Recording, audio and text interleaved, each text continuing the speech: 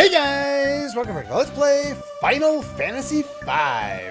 Last time we arrived in the merged world, and we are kind of missing a party member after the Void sucked up Castle Tycoon.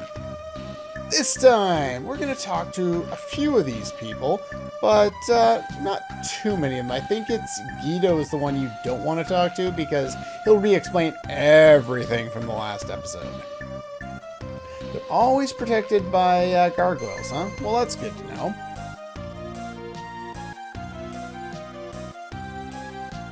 This is a globe here at the ancient library. Two worlds on top of each other. How interesting. As like I was kind of talking about the tail end of the last episode, if you do lay the world maps on top of each other, it kind of looks like what the map looks like now. Don't talk to you.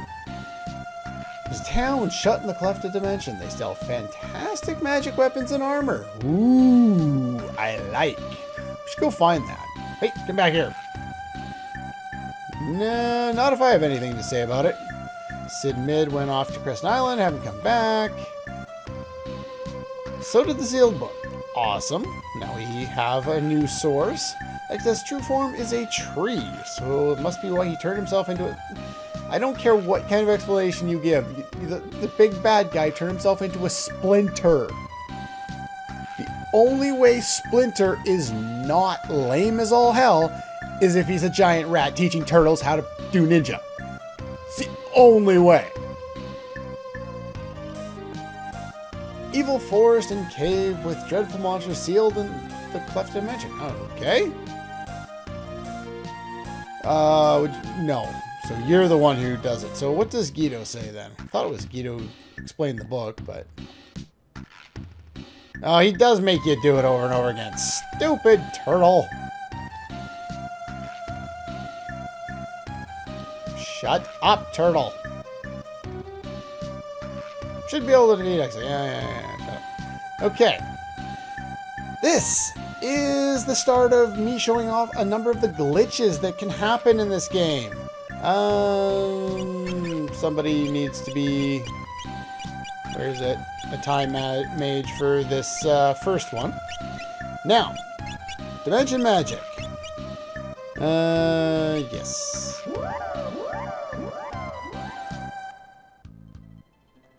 That is where it warps you. Now, because this was the last place we were on the world map where we had control, that's where it warps us. But it's not supposed to. What this will actually do is if we head back here, the world map has been manipulated by the Void appearing and sucking up Castle Tycoon. Meaning, we are now able, I believe it's down here, yes. This was blocked off before we couldn't get around here. But now, we can actually head down here, and this gives us access to the entirety of the world map pretty much at this point, and we're not supposed to have access to it. You can sequence the break the game and do some bunch of stuff out of order, but just so you're kind of aware, that's what the world map looks like now.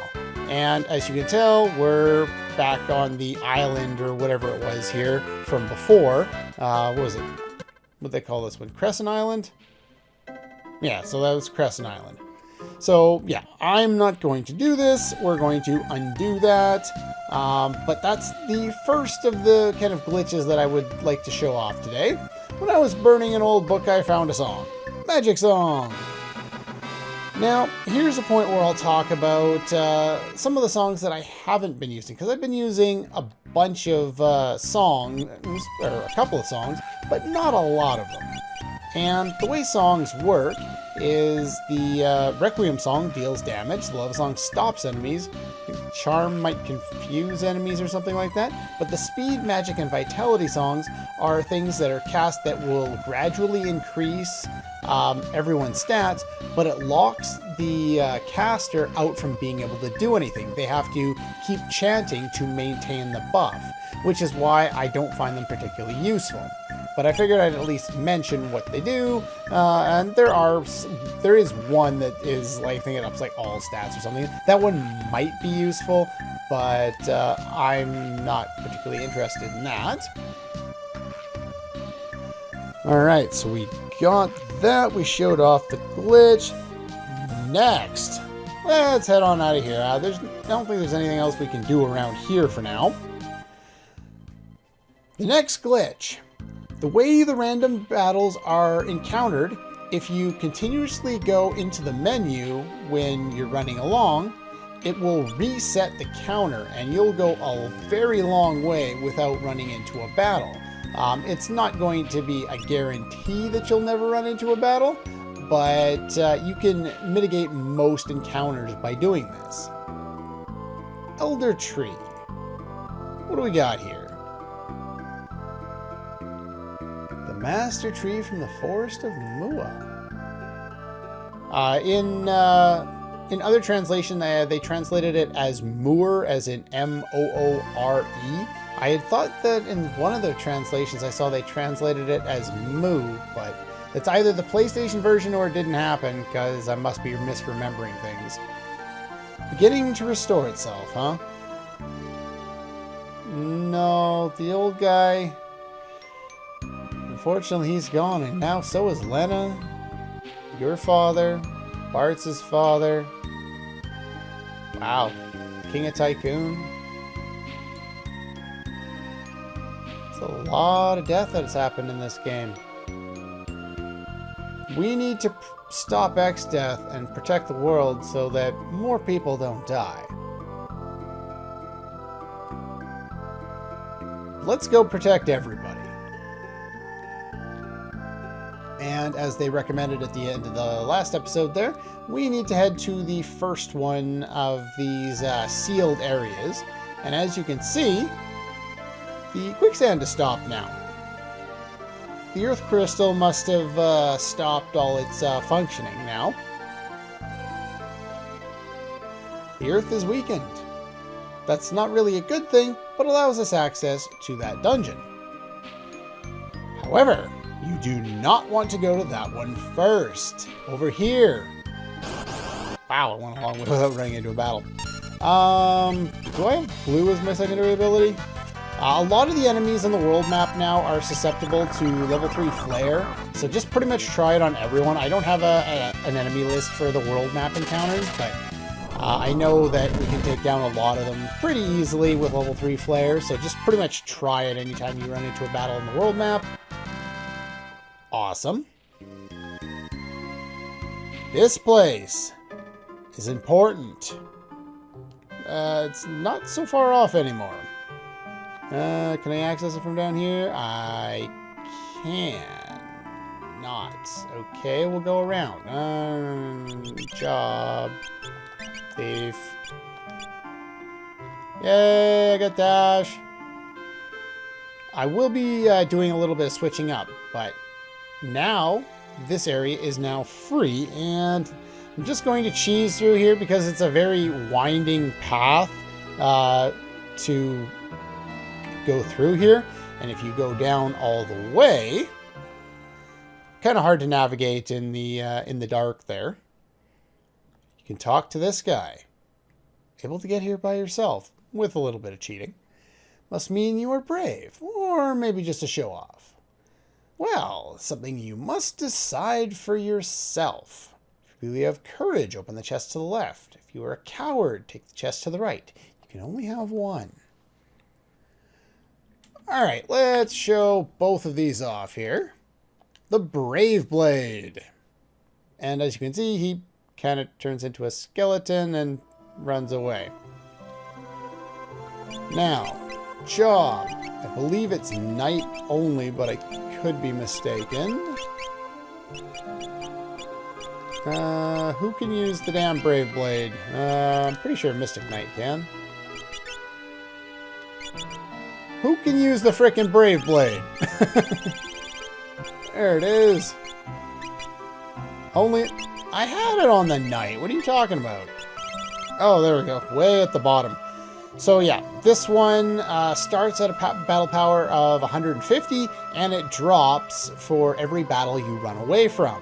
Considering all the running I've been doing in this game, this is not the one for me. It's night only. It has a higher base power than its alternative, which is the Almighty Chicken Knife.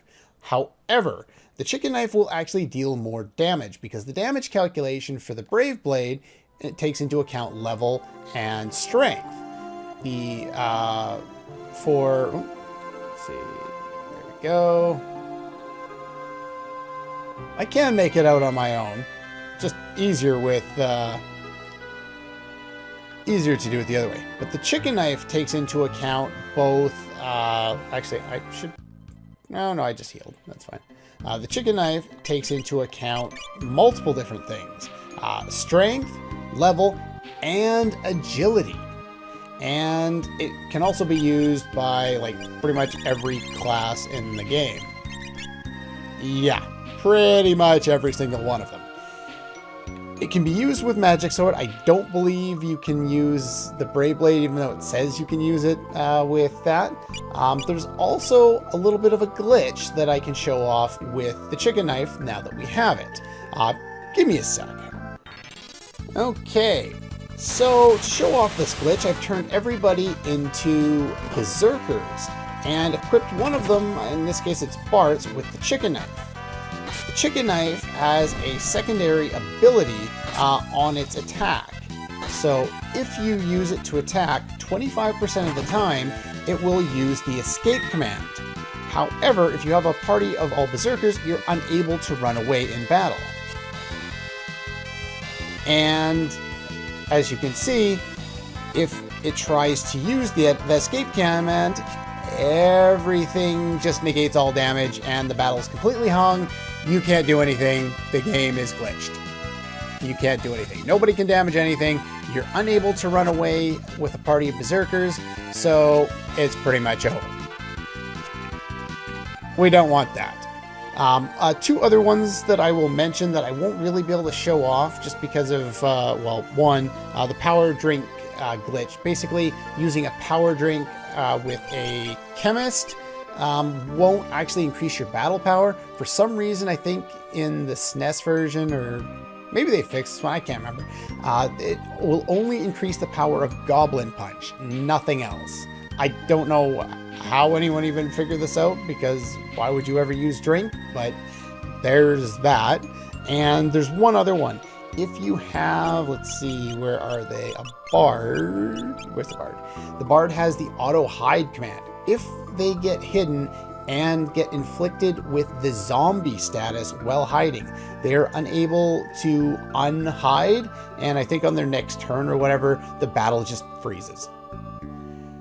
There's a few of these such glitches throughout the game that I can kind of talk about a little bit. Most of them we haven't been able to do up until this point, so I've just kind of ignored them. But now that we can start taking a look at some of them, I did want to at least talk about a few of them. Those are the only ones I'm going to mention for now, so that's 5 that we've covered today. The library glitch, the Berserker, random encounters with opening the menu, zombie and hiding, and the power drink. There are a bunch of other ones that I do want to go over, but when we get to that point. In the meantime, I am going to be re-equipping my characters and getting ready to head into the new area. And I'm not going to fight those guys. I have no idea if you can do anything to them. It doesn't really matter. But anyway, before heading in there, let's set up ourselves. Okay, we're back. So I could change Bart's back into a hunter if I wanted to. It doesn't really matter either or, just kind of pick one. Kara, I've turned into a time mage, more so that she can equip rods. The main point is really good secondary abilities and main abilities in the upcoming area. Black magic, sing, and blue magic. I've chosen to have her secondary ability as black magic, and she'll be alternating between the different elemental rods. You can sell your excess, shurikens at this point. We probably won't be using them, but let's just put our elemental rods up at the top there. That will make switching a little bit easier. There we go. Because we'll be switching anytime we need to use a different element there. And we have, Ferris with build up and the chicken knife. Remember, as I said before, this one powers up for every, I think, 2 battles that you run away from throughout the game.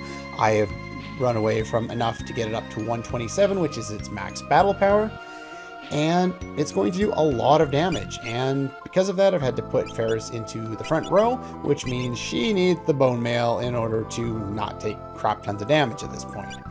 Now, the only way to get around the Chicken Knife's innate 25% run, use the escape command feature, is to use it with a secondary ability that nullifies that, like build up. So for half of a turn, I deal double damage with the most powerful weapon that I have. She has more attack power now than she used to have, wielding dual double lances. It is ridiculously powerful and easily one of, if not the best weapon in the entire game. I could also give it to Bart's, but Bart's has double grip to help him out. The other thing I could do instead of build up is I could do two-handed, but I need a secondary ability that allows me to negate the runaway feature, because I don't want to be running away from my random battles. Secondary ability upcoming is blue for a specific spot, and then we'll switch you back. Gold pin, that'll work. Once we actually get into the dungeon, then we want black. Sorry about that, got interrupted for a quick sec there. These are the gargoyles that they were talking about. They're going to be at each of the different areas. Can I steal from them? I think you steal elixirs from them? I can't remember. Doesn't really matter. They are gargoyles. Where's my notes? Where's my notes? Where's my notes? They are 5,000 HP, absorbs holy, level 33, meaning they're weak to level 3 flare. They're immune to Toad, Mini, Confuse, Control, Gravity, and Doom. Now, they have a special, status to them. If you don't kill them both at the same time, they revive each other. And they do it very, very quickly, if not right away. So, yeah. Barely enough damage, but it's enough damage. And that's pretty much how we're going to deal with all future gargoyle fights, and there will be, 3 or 4 or 5 more, however many there are, I can't remember. But yeah, anytime we do that in the future, we will just be switching in blue magic to somebody, and we'll be using level 3 flare twice and winning the battle. Anyway, every time we approach a new of these sealed areas, we'll burn a page from the book, which allows us to enter into a new area. Now, one of the reasons why I want Ferris as a thief in this area is because it's a rather difficult area and there's a lot of maneuvering around, and we really want to be able to dash. It's going to make things go by a lot faster for such a long area. There's the correct sequence there. But also because there's a lot of hidden passages. Land Lamia. We can just kill you outright here. These ones are weak to ice. They have 2100 HP. They are level 40. They are susceptible to pretty much all status. You can steal a Thornlet, which is a cursed piece of headgear that we'll be getting in a treasure chest later on that I'll go over then. You can also rarely get them to drop the Lamia's Tiara, which is how long you would have to wait if you wanted another chance of it after we stole the ones we wanted to earlier in the game. If you want to wait to buy it, it's pretty much the last shop in the game. Alright.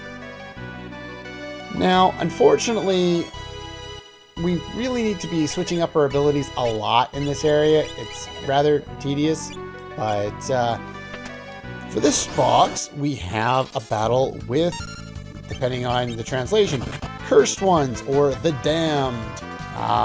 These guys are undead, so Requiem one-shots them. Ow! Don't kill anybody. Use it. Thank you.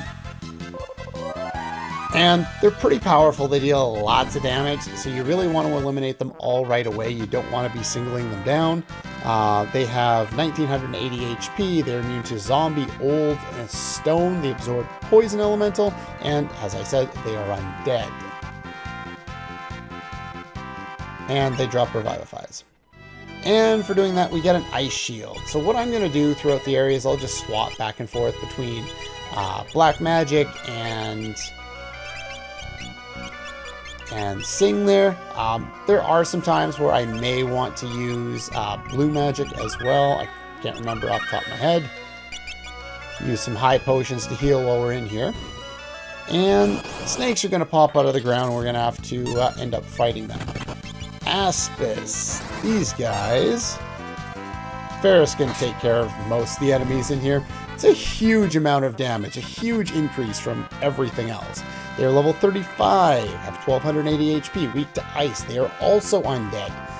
Having Sing as your default ability here wouldn't be a half bad idea. Those Aspis enemies aren't particularly interesting to fight. They don't give very much AP. Skip over them if you can, but they only pop out of traps like that, so you're probably not going to see them too often. Not having a white mage in here is a little risky, but shouldn't be too bad if you have a high enough supply of high potions. Now, these guys are Nile. They are weak to lightning. We need a Bolt 3. You know what? I might need the Thunder Rod to deal enough damage to these guys. So, multi-target, a Bolt 3.